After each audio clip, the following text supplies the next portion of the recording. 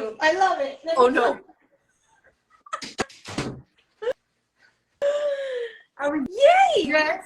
I think so. Maybe we have to not project and be so dang loud. Yeah, because we're theater actors. No, the thing is, we're in the same house because we wanted a real play date. Yes. So wait, I'm gonna incline my phone. This is new. Oh, yes.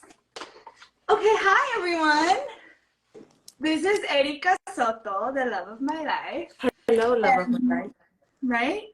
And my witchiest friend of them all. So today what are we doing today, Erika? Today, besides eating gummy bears, Yeah. we are going to be preparing some candles with some magical intentions. And yeah, dressing them with some oils and, you know, kind of a little pre-spell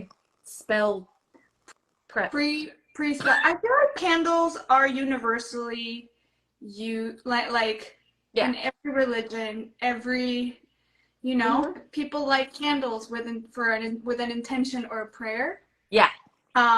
So do you want to talk about what you want to dress your candle for? We're not actually performing the ritual, but we are dressing the candle. We are dressing. What colors did you get? I forgot. Well, I got orange for creativity. I think because it's that chakra. I don't know much about. I got white for intuition and clarity. Nice. I got this because I think it's for like creativity and success. And then I got this because, yes, necessary. Is that red or? It's red. It's red. Like passion and love and energy. Love. Yeah. I love that. I have. What do you have? Coffee. I have purple.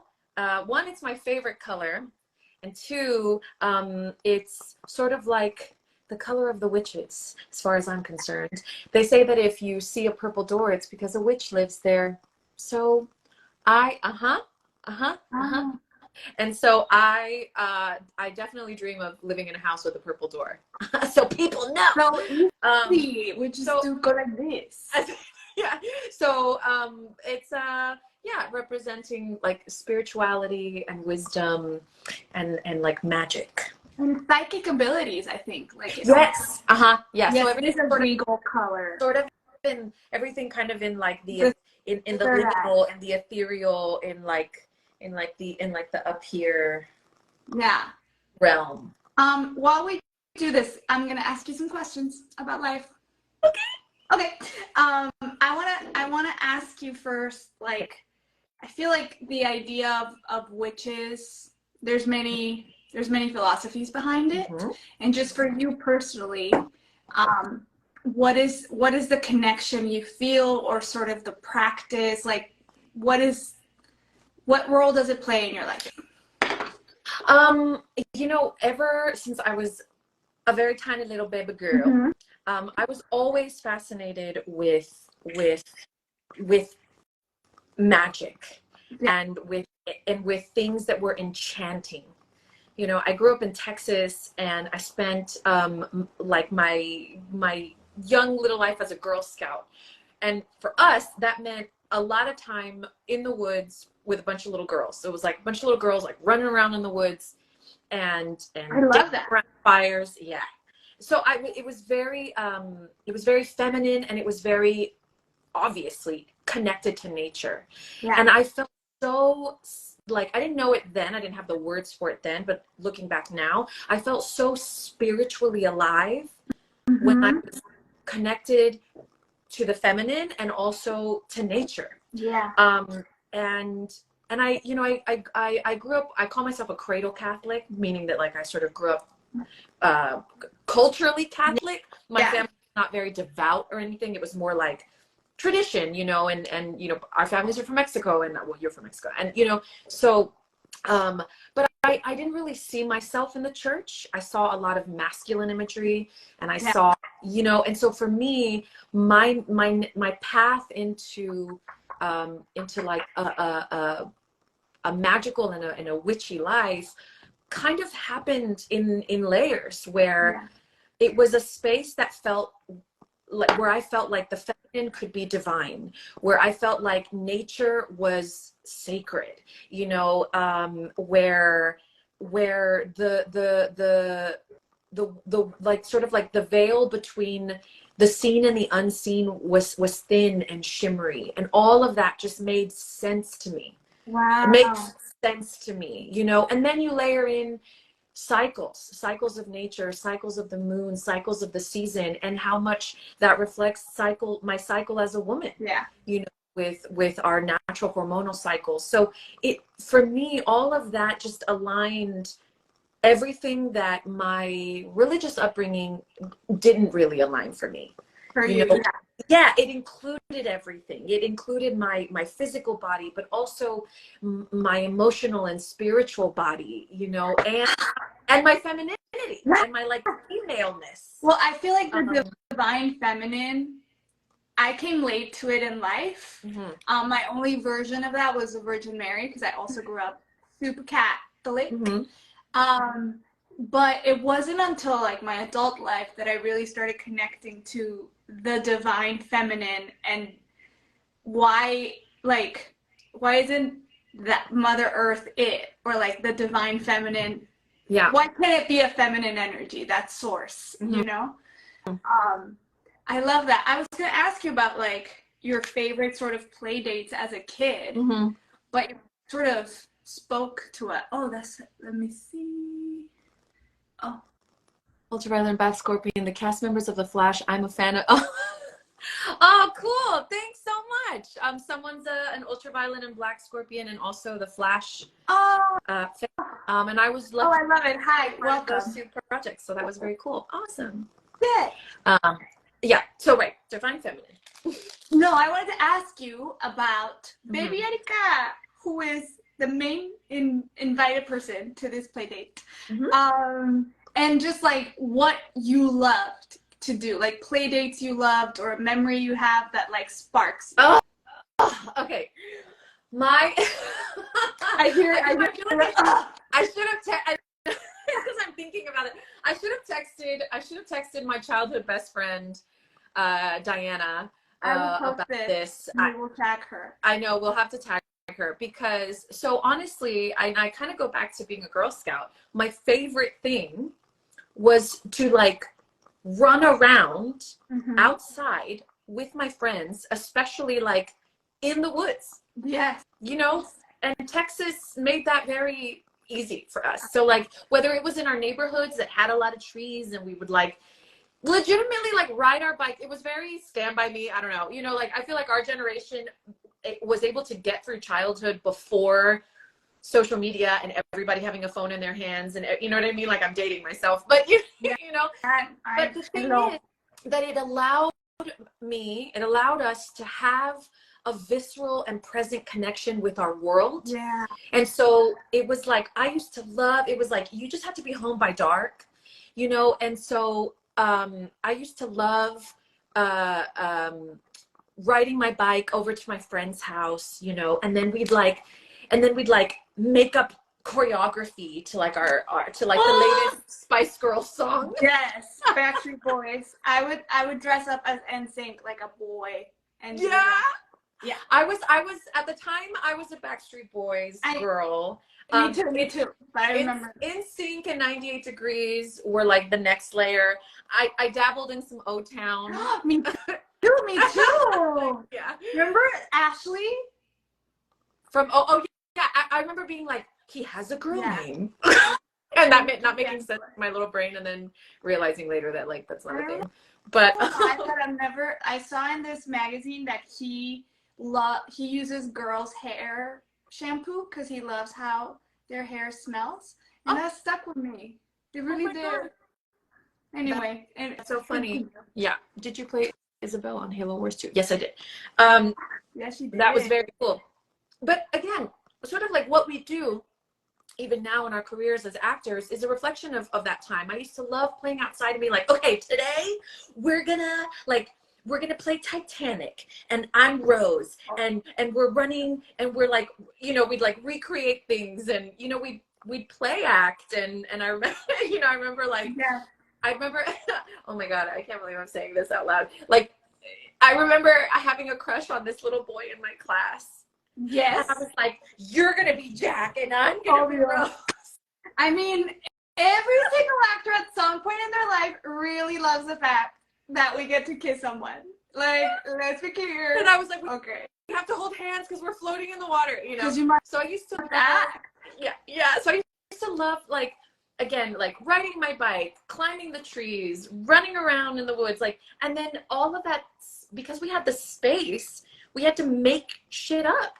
Yes. You know, so we'd like make up clubs or make up dances or make up like play scenarios and, you know, things like that. Was always really fun. That's the epitome of creativity, that time in our life. And I feel like all we do as adults is trying to get back there. And even in acting, like if we can bring that into our auditions, unstoppable.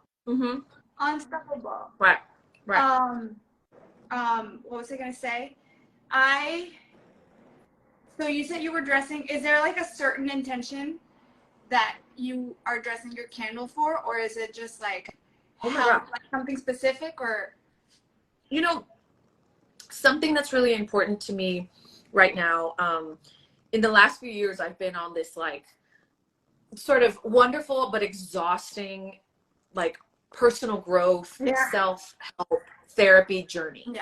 You know, like to get a little witchy, like my Saturn return was a shit show. You know what I mean? Like just, you know, that, and your Saturn return is basically like when Saturn comes back to the place it was 29, right? Yeah, it's kind of like 27, 8, 9 to like 31, 2, around there. So like that end of your 20s, beginning of your 30s time. And so again, if you're choosing to kind of align with the cosmos, it's a time of like reckoning and lessons and like themes that are meant for you to like address. And like usually people go through things like a breakup, a move, a career change, some kind of epic shift, you know. And I think for all of us, like we all, you know, at least for me, it was like that also included the pandemic and, you know, life as we know it completely changing. So that really kind of like amplified that journey for me. And now that it's been a few years and I'm exhausted, I'm really in a space of like wanting to step back and allow more guidance from things that I'm not in control of.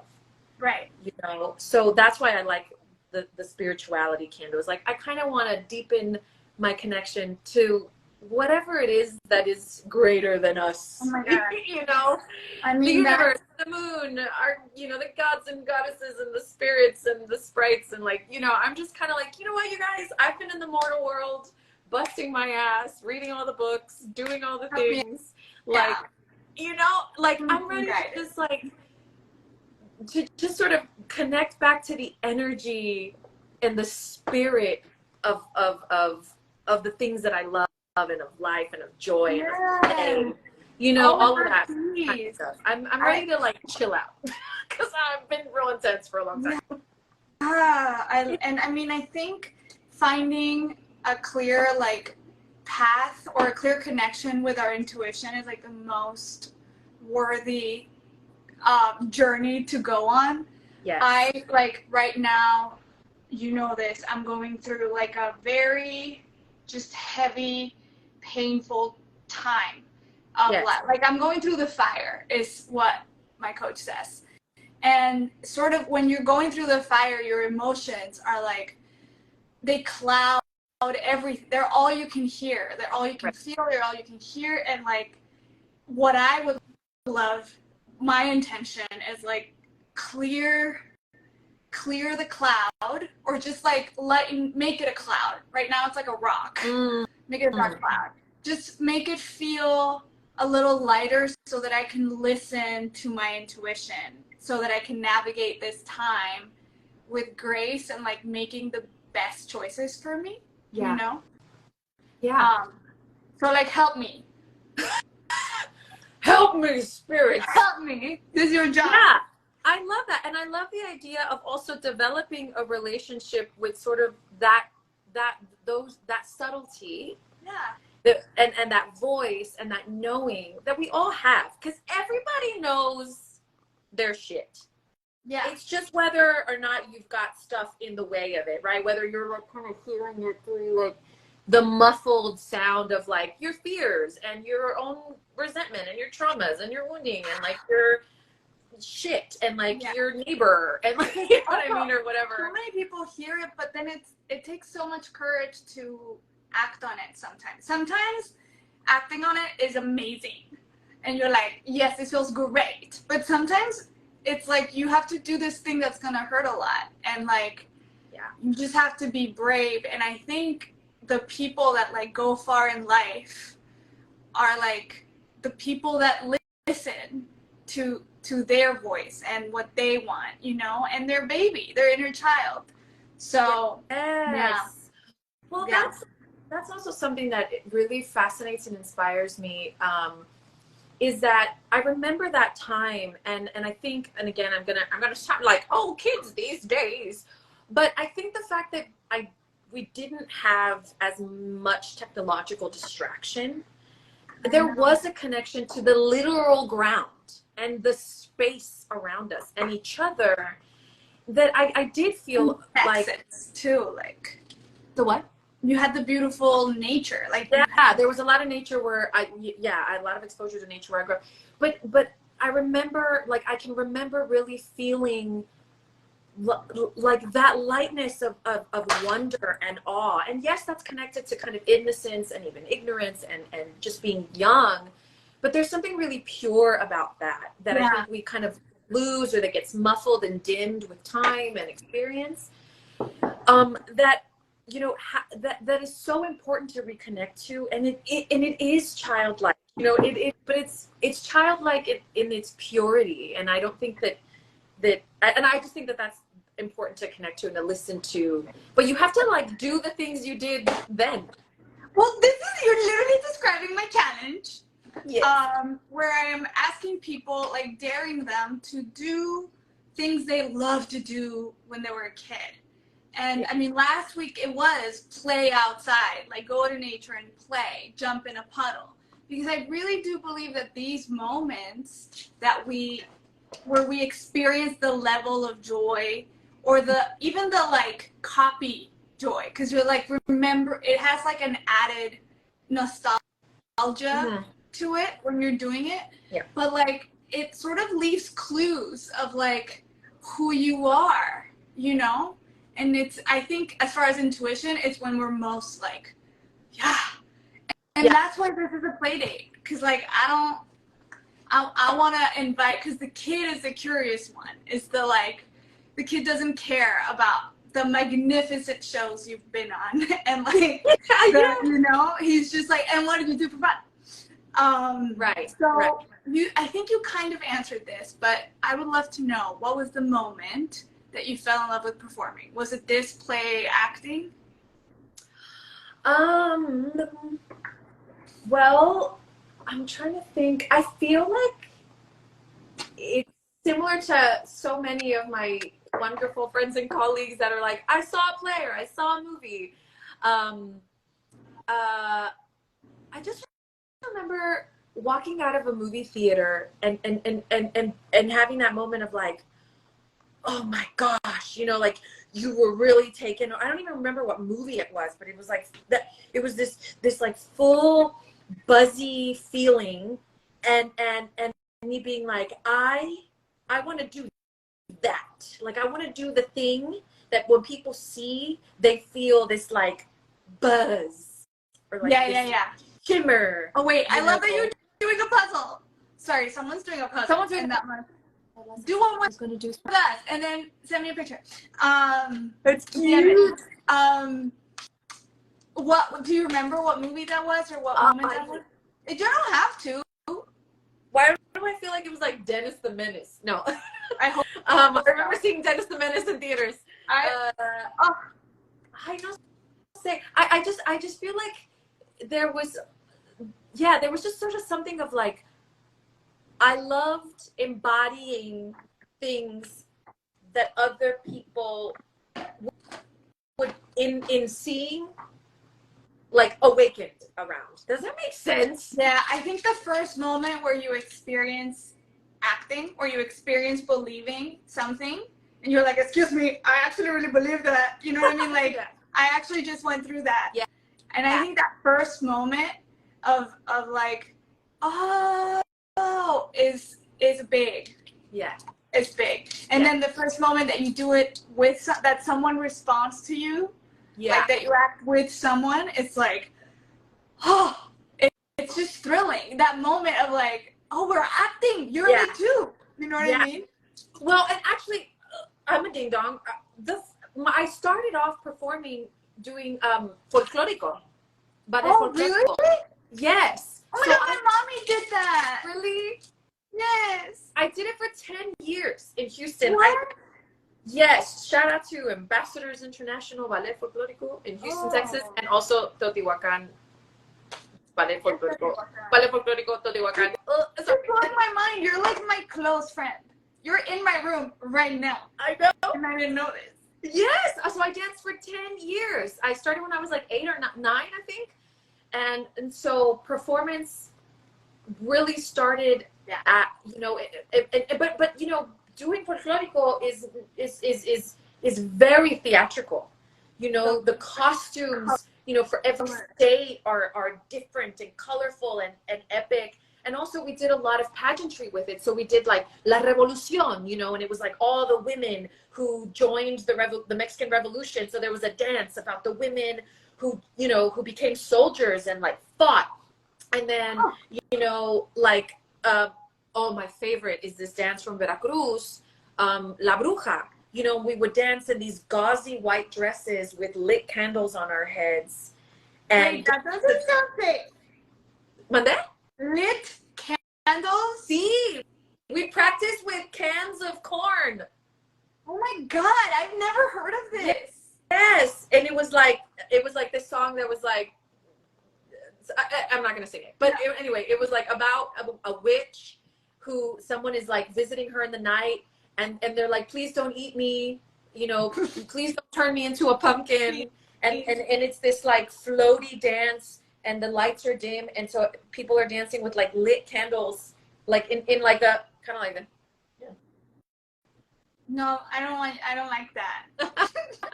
And then you were like dancing and like floating, and so it was like this beautiful, whimsical, eerie thing, but it was so much storytelling.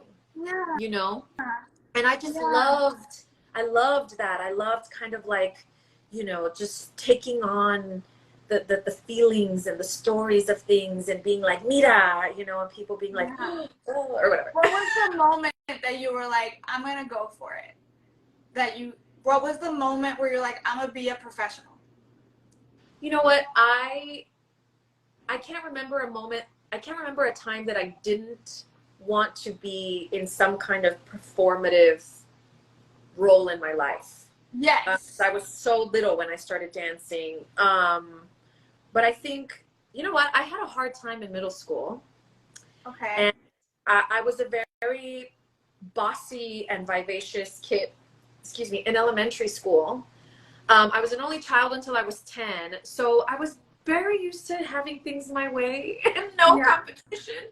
I had no cousins. It was just me and all the adults in my family. Yeah. So I think, you know, as a kid, I was very like, okay, so this is what we're going to do, you guys. You know, it's just like very Hermione on crack, you know? Yeah. And then I got to middle school and like the culture of middle school really checked me. On top of that, I was very whimsical and very theatrical. And that was like, and also very like brainy, you know? So I was like Luna and Hermione mixed together for my Harry Potter fans. We need all the witch references. You know what I mean? And so, but that didn't really fly where I lived at the time. It was like not cool to be that weird or whatever. I mean, and I think we all have like a too muchness that we were told was yeah, too like much. I was like a little too much and a little not enough. And you know, and at the time too, it was like, I didn't quite look like typically Mexican enough for like the Mexican kids. And I was like, I was very like, what are you? Anyway, so all this to say that what saved my butt was like an oral presentation in English class. And my English teacher, Miss Jackson, in 7th grade, was like, you know, you speak really well. Like, she was like impressed that I was able to like be up there and be like blah, blah, blah, blah, blah, you know. And she's like, you should do speech and drama. It just takes that one teacher to see your potential. I'm telling you, you know, she was like a fairy godmother. Yeah. And I joined the drama club, and suddenly I had a space, 1, where I belonged, 2, where I felt appreciated, and 3, where I kind of soared, you know. And so all of the ways in which I felt just inadequate and sad and lonely and odd and awkward, like I suddenly had a place where I was like, oh, this is my space, where you were seen. And and honestly, like, you know, where I received accolades. So it was very like practically validating. Oh my God. I literally like trophies, you know? Yeah. So I could hold something that told me, hey, you're good. Hey, you're good. And you're good at this. Yeah. And so that is that your Oscar? So much. Oh my God. I was like, oh my God. It made me feel so empowered. And then my drama teacher was like, hey, there's this arts high school bless your teachers. Bless my teachers. Bless your teachers. And he was like, we should audition. Like, you should audition for this arts high school. And then I auditioned and I got in. And I went to the performing arts high school, and then I was further nourished. So then I was like, oh, hell yeah. Hell yeah. Like, I'm doing this. This is great. You know? Yeah. Oh my God. Yeah. I love that. I mean, it's just so like huge when you find, I mean, this is so corny, but when you find where you belong, and where not only where you belong, but where your soul really shines. Yeah. It's also where you shine. Yeah. And like to find that community. I didn't come to theater till I was like 16 or 17. Oh wow, that's so young though. Yes, but like late. I saw this movie called Theater Camp. God, I love it. I can't talk about movies, but it's so good. And I wasn't a theater kid. Like, I was a dancer and a singer, but once I knew musical theater, I was like, oh, and I was playing Eponine in my room and like crying as I was dying. I was like, wait a minute, I'm really good.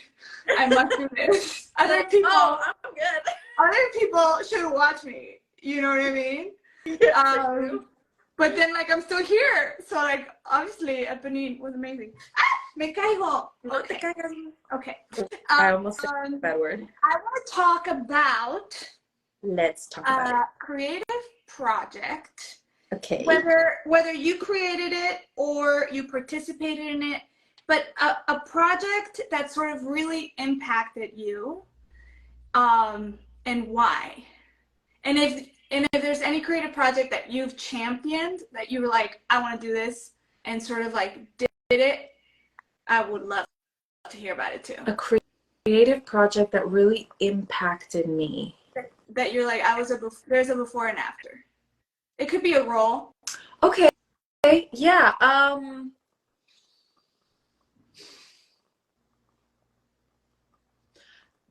There are two, and they're both Shakespeare plays. Of course, my Shakespeare queen. If you haven't seen Erika do Shakespeare, it's crazy. What's that? Go immediately. No, if people haven't seen you at the theater doing a Shakespeare play, there will be an opportunity this fall. Yes, there will be. Like Hermia in A Midsummer Night's Dream at A Noise Within in Pasadena. It'll be very fun and magical, and like perfect for the like Halloween. For the fall. What? I want for the fall. Yeah, the fall. Even though it's like midsummer, but it's fairies and magic. So you know. They meant September. They meant September. They meant September. Yeah, yeah, so the two, I think there was a big before and after was I had the honor of playing Juliet in Romeo and Juliet with the Independent Shakespeare Company. They do the Griffith Park Free Shakespeare Festival every summer, which here in LA. Here in LA. Okay. So after college, I started working with that. No, I started working with that company, and playing Juliet was big. Yeah. Like it felt like it was one of those roles that felt like somebody handed me like, you know, like a big book that was like, and now it is time. You know? Yeah. It was like a witchy moment. Yeah, and it was just one of those things where it's like the role came at the right time, like where I was in life and in my spirit and in my energy, and like at the time, like everything about that role was just so aligned, and also just I don't know. So there was something really powerful about that time, and it also like that role just professionally opened a lot of doors for me. It was kind of a showcase moment that I got my reps at the time from, you know, I was able to like go into rooms and meet people, and it took my like post-college like theater career up to another level where I started to do audition for commercials and TV, you know. I saw you as Juliet. Oh, thank you. That's so great. I wish I had. Oh, it was the best. So I would say that one, because that was like one graduation, so to speak, like just being entrusted with that role. The company, I don't believe had ever done Romeo and Juliet. Yeah. And so to sort of like allow me to was also just a huge honor. Like it was very sacred for me. I know. At that time. And I do want to say, like, for artists out there, especially actors, that like if you can trust and create your career from your intuition, and trust how the universe is sort of like, the no's are just turns to the right or to the left or to the front or to the back. But if you could like if you could trust that the right roles are coming for you to teach you about who you are and help you evolve into the next version, like if it just takes the pressure off having to make it, which is why I always say like it's so important to find a side hustle that brings you joy and money and safety, so that you can pursue this from like an intuitive, beautiful place, and not a place of like, I need the money, you know? Or I need every role. Which, you know, because that's another thing too, that kind of like developing, you know, like my spiritual body and my spiritual life has helped me to kind of understand, to live a little more easily in the idea of abundance, and the idea that like me having something doesn't mean you don't get something, or you having something doesn't mean I don't, and I don't have to have everything in order to be okay. You know what I mean? Like because there can be this sense of like, I gotta get it, I gotta have it, every single thing, like this kind of hungry. You know that game, the Hungry Hippos, when they're like and they're like eating all the little things. I know exactly. You know, or that game where you're like hitting the thing, and they're like punching each other like this, and then one of the heads. It feels like a competition. Absolutely. Yeah, it can kind of feel like that. Whereas this was like, oh, you know, I as like this vessel, you know, certain you know, I have sort of like the honor, the privilege, and the responsibility to like house certain stories at certain times, and sometimes it all aligns, and it just like clicks and drops in, and you're just with it, and it doesn't even feel like, well, it didn't feel like like me. It just felt like I literally was like embodied and did the thing. Yeah.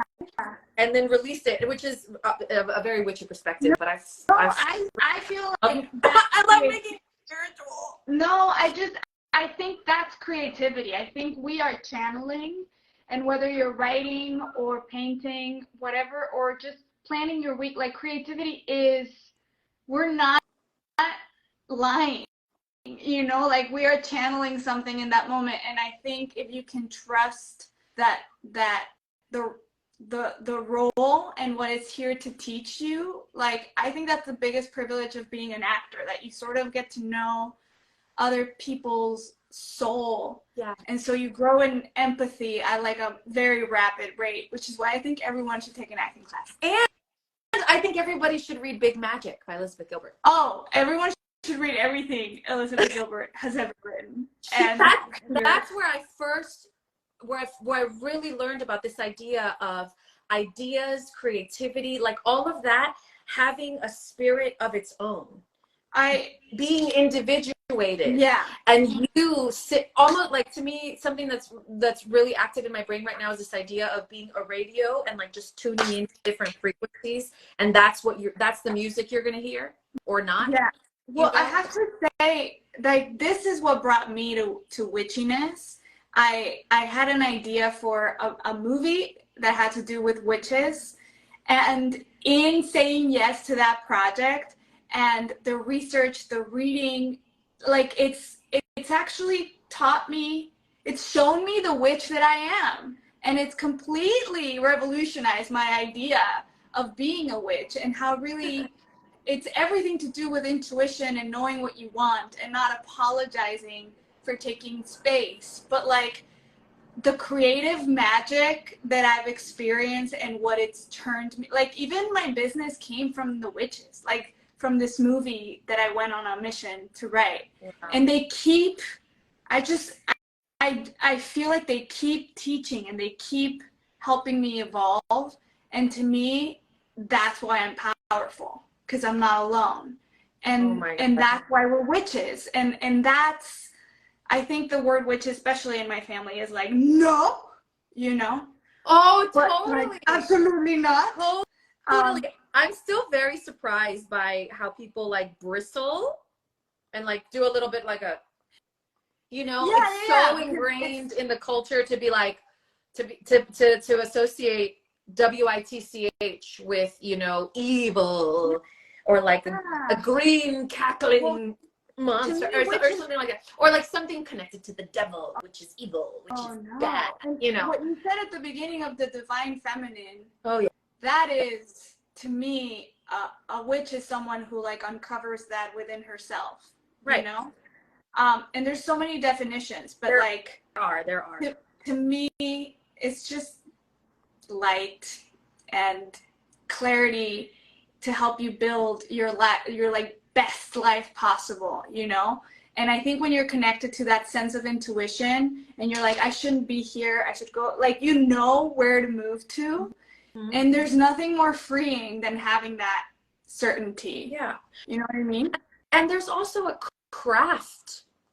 Oh, craft to it, which is sort of like developing, you know, gaining and the knowledge and then developing the wisdom of the material realm. It's sort of like being a conduit between the seen and the unseen, you know, being able to navigate that liminal space. And we do that as actors, right? It's like it's being embodied, but also energetically and spiritually awake and aware and activated, you know. And so it's understanding, you know, color and light. It's understanding, you know, seasons and changes, and it's understanding, you know, the medicinal and spiritual and energetic properties of herbs and of stones and of water and of the elements. Really, like whatever helps you fall into your sacred space, that's what your practice is, you know, like.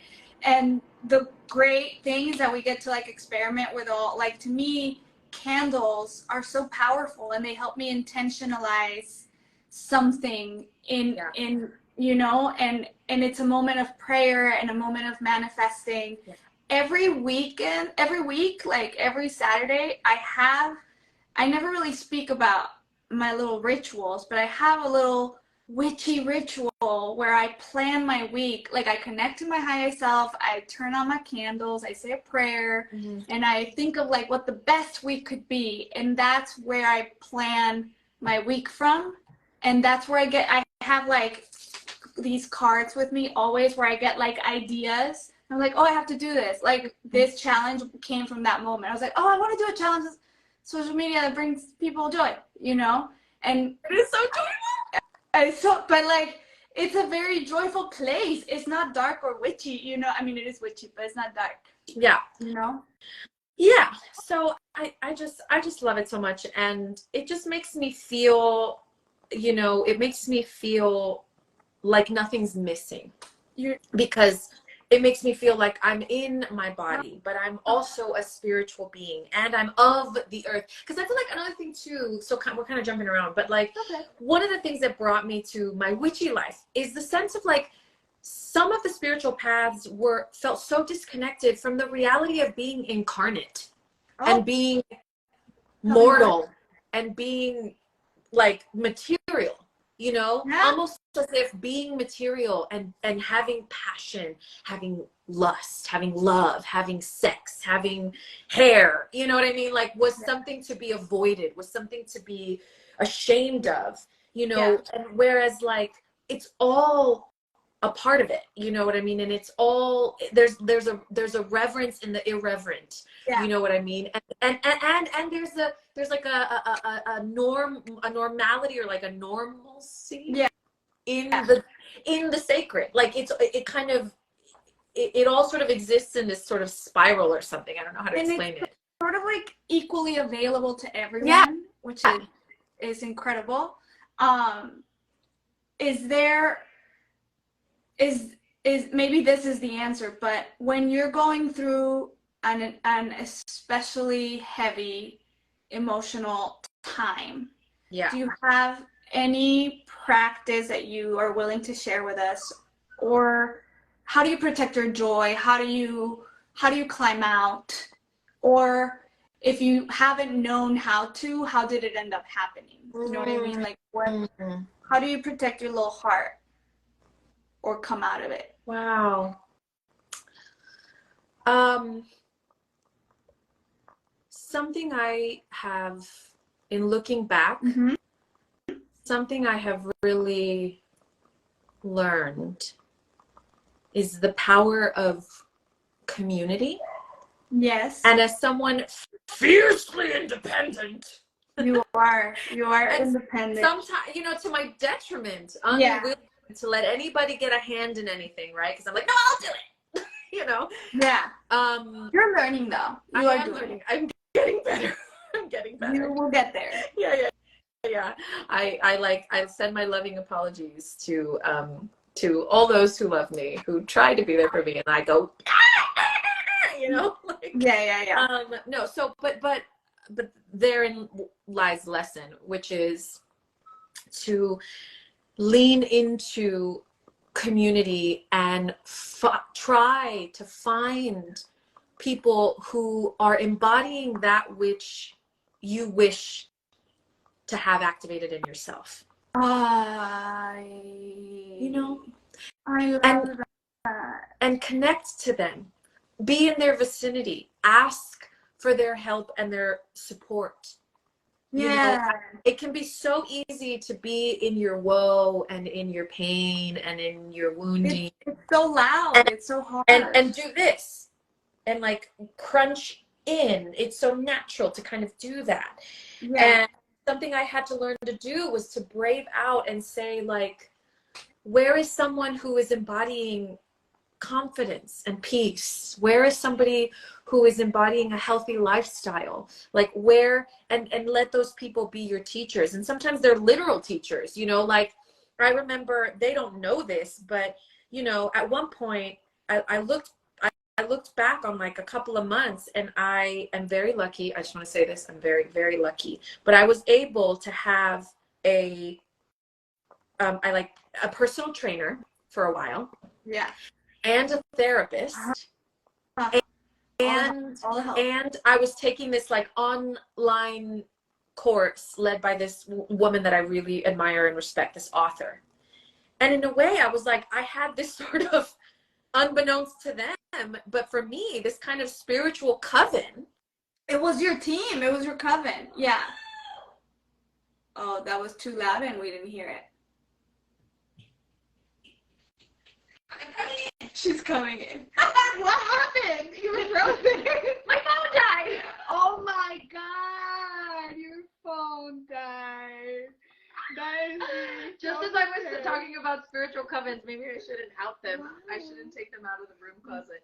Look, it has a heart. It has little hearts on it. Look, I mean, the live is still going, at least, but my It's so frozen. She's gone. She's gone, but she's here. I'm here, and Look at the frog. I'm making a frog, you guys.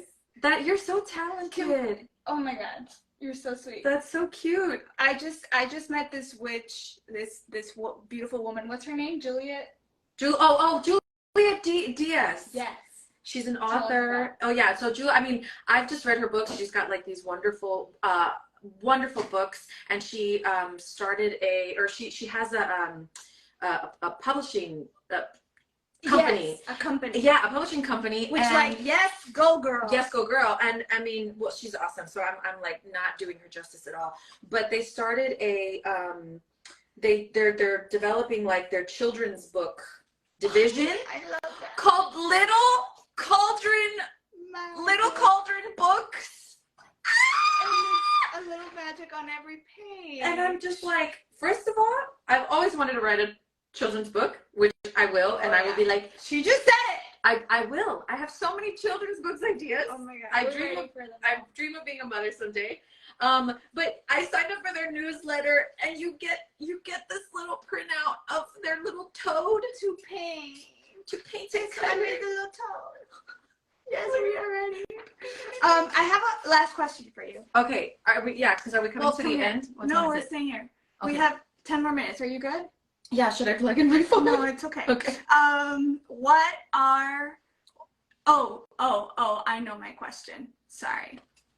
Is there any gift of the time that it has sort of taken for your career to feel like it's gathered momentum? Is there any gift that came with the time that it took? Like, do you understand my question? Like, can you find why have you found out something about yourself because it took the time that it took? Do you know what I mean? Yeah. Like, what is the gift of the time that it took to get to where you are today in my career? Because I feel like all of us actors have this sort of like ache to like make it, whatever that means for each of us. And when we're not there, we're just struggling. Oh, okay. Yeah. Go. Me. Your turn. Profe. Sí. Okay. Being where I am now in my career, having gone through what I've been through in my personal life, I'm grateful to that I didn't like make it or whatever that means. It's very violent. Yeah, so early, because I think that the woman and the artist that I am and am becoming is able to hold the bigness that I think is coming in a way that a younger version of myself would have possibly crumbled under. Yeah. And or not get lost or be derailed. Like, something about having to kind of really work through some shit. Yeah. I'm like, oh, I'm so glad that I can start to create from here. Yeah. It's also the reason why you can do Juliet so young. Like you know what I mean? Like, it's also why you can hold these big characters that have shaped you and sort of like honor them because you're not trying to achieve anything. You're just sort of like, you understand. Yeah. And I feel like I definitely had that, you know, in college and coming out of college and thinking like, oh, I'm like not famous by 25, therefore I'm a failure, and it's never. And I'm like, wait a minute, whoa. First of all, there's a lot of different ways to be successful in this industry. Yeah. and becoming famous is a part of something. It isn't the thing. It's not the thing. It's freedom. You know, it's right. And so I think it just, yeah, it helped. I'm just grateful to be this person and to feel like I have a hand in creating the career that I want. Oh my God. Does that make sense? That's the thing. Like, and that's what I was talking about. Like, you can create your career from a place of empowerment and divinity. Like, you can actually, and in doing so, you're not seeking like a result. You're like going with the exploration of each character you get, each audition, like every audition is and there's some more magical than others. Sure. But you sort of like I have these moments of my career that were very big that no one knows about because it's not part of the published thing. Mm-hmm. But auditions mark us. Like, mm-hmm. There's, you know, and it's, I just think creating your career and not just taking whatever comes is very empowering, especially for women. Especially for women. Oh, because we like it when people like us. You know what I mean? Oh, okay. Yes. Last thing. Okay. What would you say? This is my RuPaul question. Okay. What would you say to little Erika at her most confused? I know, I'm sorry. Me haces llorar, güey. It's okay, we cry here. This is an account where we cry. For those that don't speak Spanish, what did I just say? You're gonna make me cry. Oh, you're gonna make me cry. Oh, yeah. Wait, it's not really. We've been really good. We haven't cried. Oh, we haven't, and we haven't Spanglished. Correct. Okay. What would I say to little Erika at her most confused? I don't know. I feel like I wish I could go to little Erika as this Erika and like okay, this is the scene. Yes, and then like and she's like outside and she's by herself and she's like hates everything and feels misunderstood and shit, and then this breeze comes and the leaves kind of go and this breeze comes and it's me and I go, don't worry about it, baby, just wait, it gets so good, you know, and just like did you guys hear that? I say, don't worry about it, baby, it's what? It's great. It gets so good. Really good. Yeah. Just to tell her, like, just to have somebody be like, this isn't the thing. Just wait. Like, it gets better. You know? Yeah. I would totally. The adventures you're taking her on? Oh my God. Well, you really inspired me with your birthday. Oh, can we talk about that a little bit? Yeah. Oh my God. Oh my God. Well, okay. Well, I turned 35 this year. What? I know I don't look it right. Okay. So 3 + 5 = 8, and I launched this company in honor of my inner child and with her spirit. And so for my birthday, I threw her an 8-year-old birthday party, and it was very fun. And it was, all the lights were pink. There was lots of balloons. There was marinitas. There was was there a piñata? There wasn't a piñata, but there was candy and party favors. We played spin the bottle, charades. Like, it was an epic. Everyone dressed up a little childish. I recommend for your birthday. So recommend. Just go to Party City. And you did a thing. Yes, you did a thing where you were like, I took my 8-year-old self to the store with a credit card that no one could take away from her, and I was like, I'm gonna live my life like that. Oh my God, can you imagine? I'm just like, gonna live my life. Like, every now and then the adult needs to be like, enough sugar, you know? But like, to go to Party City and make choices from your, and like from that self, and like, I said yes, like I swiped it. You know? She was like, unicorns, yes. Sparkles, yes. We had like mermaid tails. Oh, it was so fun. It was very, very fun. I want to do that this year. This means so much to me because to me, what I wanted with that party was for everyone's 8-year-old to like sort of like activate. Hi. Yeah, you know. Totally. I've thought about it ever since. This is special. And I talk about it all the time. I think about it all the time. Look what it said. Look what I put on my camera. Inner child. It says magic. You can't see it. Inner child and spirituality. That's my little candle I love spell. that. Mine's a little more private because I just went through some stuff. Yes, But that's okay. So mine is public, so everybody who can see it, just wish me well. I'm so happy you were here. What would we have done if you just died on me? I know. That would have been. I'm glad I could just like run in and be like, sorry. I love you. I love you too. We're gonna end this now. Okay. Thank you for coming and like Thanks for this being means there. so much to me. It just means so much to me. I love you, everyone, and we'll be back next week. And thank you so much, Erika. Thank That you. was really special. Thank you for bringing it. Thank you for having me. Everybody, just be a little more magical. Play. Play. Just play.